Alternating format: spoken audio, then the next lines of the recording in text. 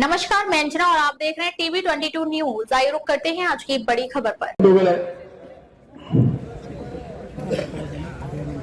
ಏನು August October 6ನೇ ತಾರೀಕಿಗೆ ಈ ರಾಷ್ಟ್ರದ ಸುಪ್ರೀಂ ಕೋರ್ಟಿನ ಮುಖ್ಯ ನ್ಯಾಯಾಧೀಶರ ಮೇಲೆ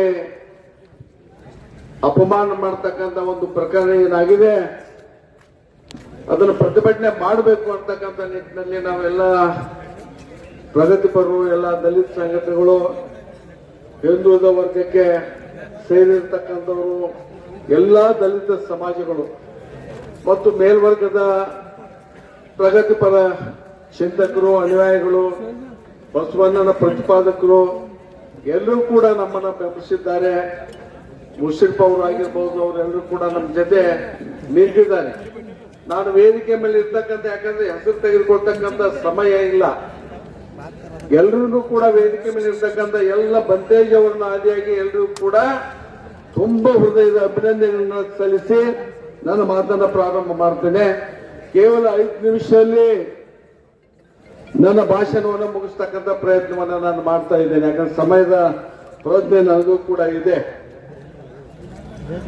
ಬಂಧುಗಳೇ, ಇವತ್ತೇನು ಈ ರಾಷ್ಟ್ರದಲ್ಲಿ ಕಳೆದ 12 ವರ್ಷಗಳಿಂದ ಏನು ಕೇಂದ್ರ ಸರ್ಕಾರದಲ್ಲಿ ಬಿಜೆಪಿ ಒಂದು ರಾಜಕೀಯ ವ್ಯವಸ್ಥೆ ಅಧಿಕಾರದಲ್ಲಿದೆ, ಒಂದಿಲ್ಲ ಒಂದು ಹಂತದಲ್ಲಿ ಬಾಬಾ ಸಾಹೇಬ್ ಅಂಬೇಡ್ಕರ್ ಅವರ ವಿಚಾರಧಾರೆಗೆ ಧಕ್ಕೆ ತರ್ತಕ್ಕಂಥ ಕೆಲಸ ಆಗ್ತಾ ಇದೆ. ಸಂವಿಧಾನವನ್ನು ಅಲುಗಾಡಿಸ್ತಕ್ಕಂಥ ಕೆಲಸ ಆಗ್ತಾ ಇದೆ. ಬಾಬಾ ಸಾಹೇಬ್ ಅವರ ವಿಚಾರಧಾರೆಗಳಿಗೆ ಅಪಮಾನ ಮಾಡ್ತಕ್ಕಂಥ ಕೆಲಸ ಆಗ್ತಾ ಇದೆ. ಅದಕ್ಕೆ ಪೂರಕವಾಗಿ ಇವತ್ತು ಸುಪ್ರೀಂ ಕೋರ್ಟ್ ಜಡ್ಜಿನವರ ಮೇಲೆ ಏನು ಮೂಡೇಸ್ತಕ್ಕಂಥ ಒಂದು ಹಲ್ಲೆ ಆಗಿದೆ. ಇದು ದೇಶಕ್ಕೆ ನಾಚಿಕೆ ತರ್ತಕ್ಕಂಥ ಒಂದು ಘಟನೆ ಅಂತ ನಾನು ಹೇಳಿಕ್ಕೆ ಬಯಸ್ತಾ ಇದ್ದೇನೆ.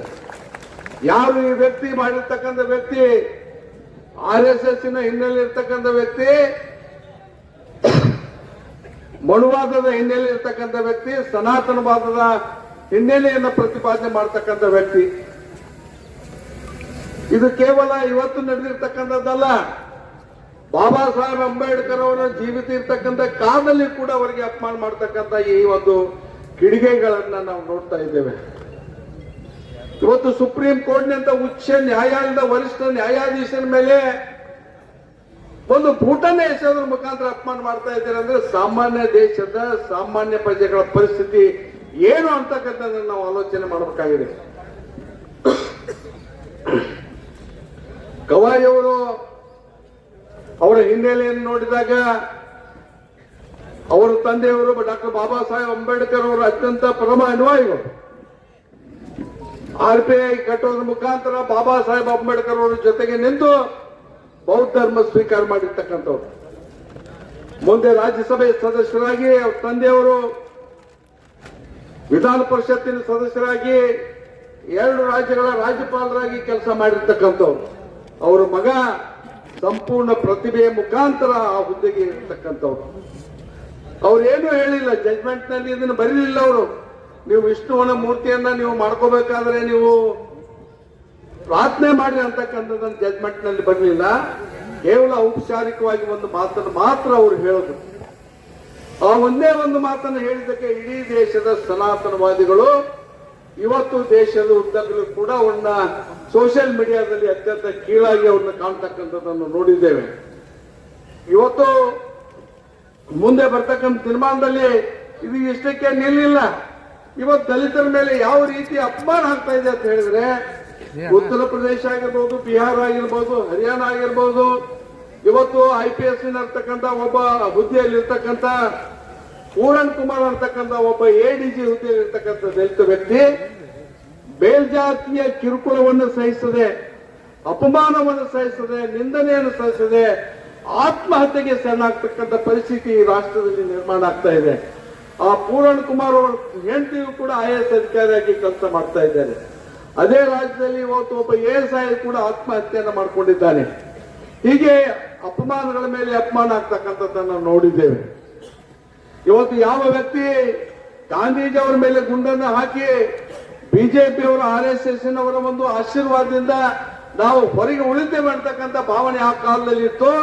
ಅದೇ ಬಲಪಂಥೀಯ ಭಾವನೆ, ಬಲಪಂಥೀಯರ ರಕ್ಷಣೆ ನಮಗಿದೆ ಅಂತ ಹೇಳಿ ಇವತ್ತು ಬೂಟ್ ಎಸಿಲಿಕ್ಕೆ ಕಾರಣಕರ್ತರಾಯ್ತು ಅಂತಕ್ಕಂಥ ಮಾತನ್ನು ಇಲ್ಲಿ ಹೇಳಬೇಕಾಗ್ತಾ ಇದೆ.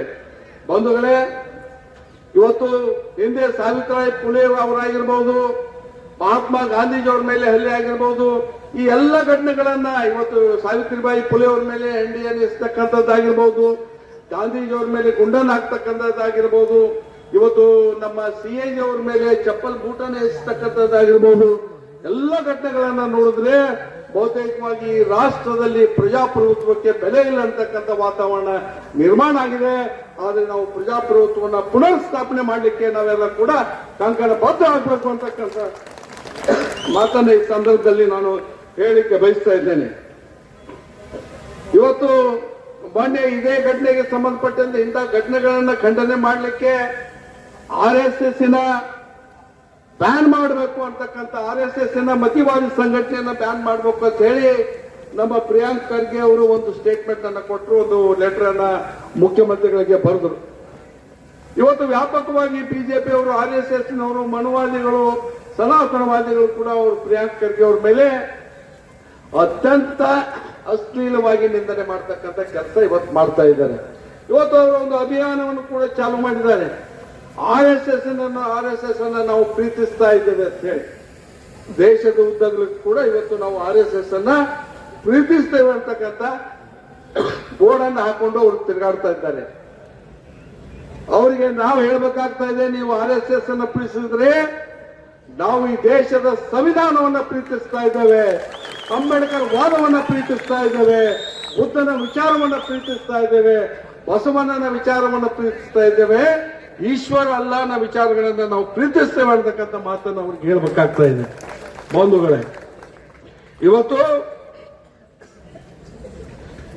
2014ರಿಂದ ಇವತ್ತು ನಾವು ಅವಲೋಕನ ಮಾಡಬೇಕಾಗಿದೆ ಈ ದೇಶದಲ್ಲಿ ಯಾವ ರೀತಿಯಾಗಿ ಈ ಒಂದು ಬಲಪಂಥೀಯರು ಯಾವ ರೀತಿಯಾಗಿ ಸಂವಿಧಾನಾತ್ಮಕ ವಿಚಾರಗಳ ಮೇಲೆ ನಿರಂತರವಾಗಿ ಹಲ್ಲೆಯನ್ನು ಮಾಡ್ತಾ ಇದ್ದಾರೆ ಅಂತ ಹೇಳಿ.